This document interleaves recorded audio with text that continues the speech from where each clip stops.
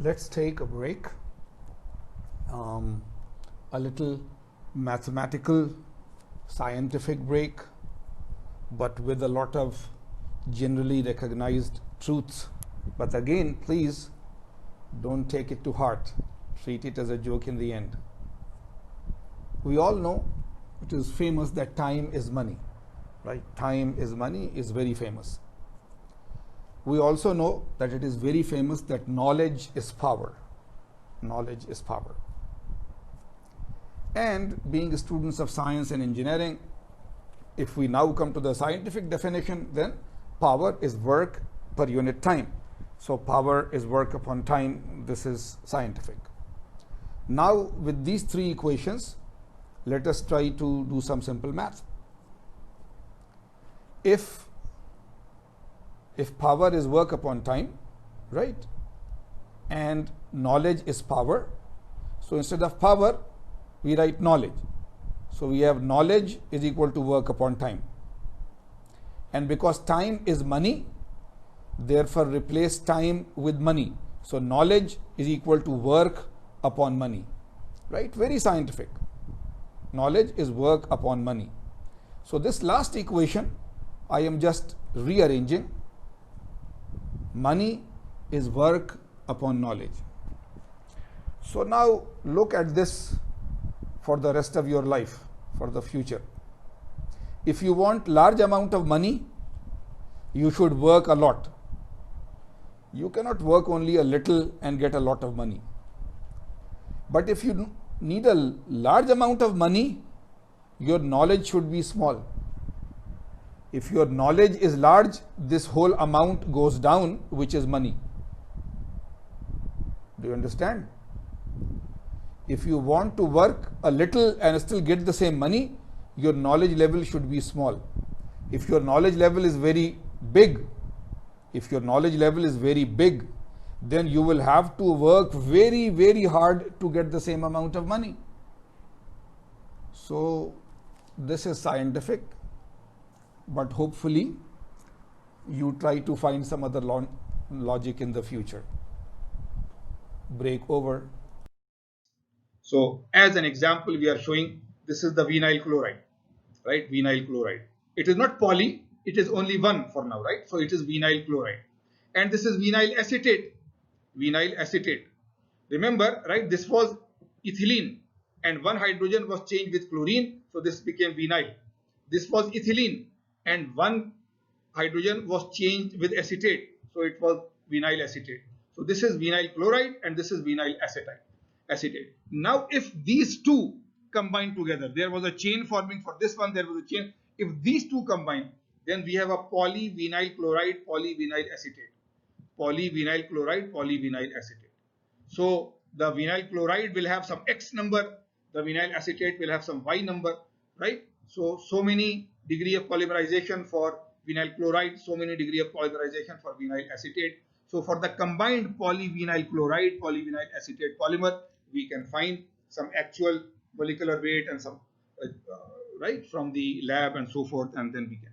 So this is a copolymer. This is a copolymer of vinyl chloride and vinyl acetate. So therefore it is polyvinyl chloride, polyvinyl acetate. So this is how a polymerization of a copolymer will occur.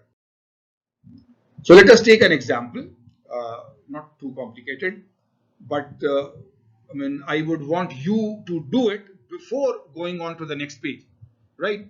Of course, when you are doing it, you have the lecture notes in front of you, right? Not this video lecture, the lecture notes, the PDF. So you can go back. Don't go to the front page. Don't go after this page, but you can go back to the previous pages where we are showing you the chemical formulas of the polymers and use that. It is only one page back. You see, this is polyvinyl acetate. So they are saying a copolymer consists of 15% polyvinyl acetate and 85 weight percent polyvinyl chloride. Determine the mole fraction of each component. The mole fraction of each component, right? So what is the formula of polyvinyl acetate? Go back to the previous page, find the formula, and there is 15% of this and there is 85% of that. So the total is 100%, right? So now go to polyvinyl acetate. Remember that it is originally ethylene C2H4, but now it is C2H3 and one of the H has been changed with acetate. So go back to the previous page and see the formula of polyvinyl acetate. So you will have some carbons, so the number of carbons into 12. You will have some hydrogens, so the number of hydrogens into 1, and so on. So you find the molecular weight of one vinyl acetate. Similarly, you have polyvinyl chloride. This is simple. Vinyl chloride is C2H3Cl, right? Because ethylene was C2H4 and one of the H was changed with chlorine. So it is C2, so 2 carbon into 12, 3 hydrogens, so 3 into 1, and 1 chlorine, so 1 into 35.5, right? You should know, of course, the molecular atomic weights of these. So therefore you find the molecular weight of vinyl acetate and you find the molecular weight of vinyl chloride, and then the percentages are given. So after that you can find the mole fraction, that right. So 15% of this plus 85% of this, so what is the total weight, and from that weight the mole fraction of each one of them. Okay, so you do this, and once you have done this, then we are, say, going to the solution page. But when we are doing it, please, right, try to stop your lecture here, your video lecture, pause it here, and from your PDF lectures try to solve it. And once you have solved it and you are very sure that your solution is correct, then you continue with the video lecture, so that we go to the solution slide, which we are going to now. So you see, this is the vinyl acetate, right? C2H3 and acetate. So we are doing a polyvinyl acetate. 1, 2, 3 and 3, 6 hydrogens are there. 6 hydrogens, right? And 1, 2, 3, 4. 4 carbons are there. And 1, 2. 2 hydrogens are there. So 4 carbon into 12 plus 6 hydrogen into 1 plus 2 oxygen into 16, which is the weight of oxygen, right? So 4 into 12 plus 6 into 1 plus 2 into 16, 86 gram per mole. 86 gram per mole, right? So this is the molecular formula for vinyl acetate. Vinyl acetate, right? Now, how much of vinyl acetate was there? 15%. 15% of the copolymer is vinyl acetate. So 15, if there are total 100 grams, right? If there are total 100 grams, then 15 gram is vinyl acetate and 85 gram is vinyl chloride, isn't it? So 15 gram divided by the molecular weight of vinyl acetate, 15 upon 86. So 0.174, this is the number of moles, right? If you see there are 15 grams of polyvinyl acetate in 100 gram of the total copolymer. So 15 gram upon 86 gram per mole.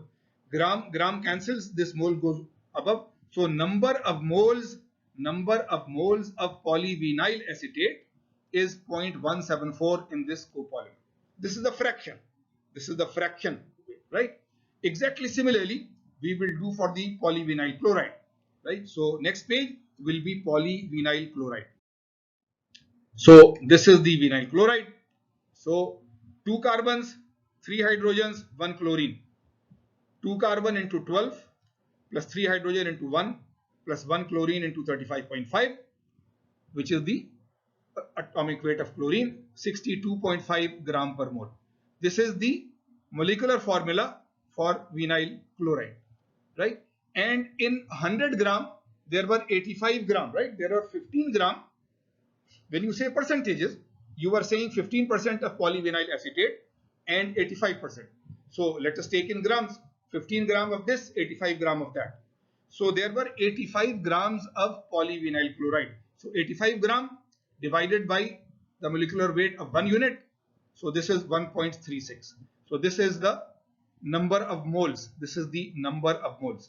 So from the previous one, there was, right, number of moles for polyvinyl acetate. right, which was 0.174 if you remember, and here it is 1.36. So what is the total number of moles? 0.174 plus 1.36, right? 0.174 was the number of moles that we calculated for polyvinyl acetate, and 1.36 is the number of moles that we calculate for polyvinyl chloride. So the total number of moles is here, total number of moles, right? Polyvinyl acetate, polyvinyl chloride. And when we want to find the mole fraction of polyvinyl acetate, then the number of moles of polyvinyl acetate upon total. When we want to find the mole fraction of PVC, then number of moles of PVC upon the total. So now 0.113, 0.887. And because this is the mole fraction of PVA, mole fraction of PVC, the sum should be 1. The sum should be 100%. So you see, you have found a relatively more complicated problem, but you are done. So you were given a copolymer which consisted of polyvinyl acetate and polyvinyl chloride, and you were given the mass fraction in percentage of 15% of this and 85% of that, and you were asked to find the mole fractions of each one of them.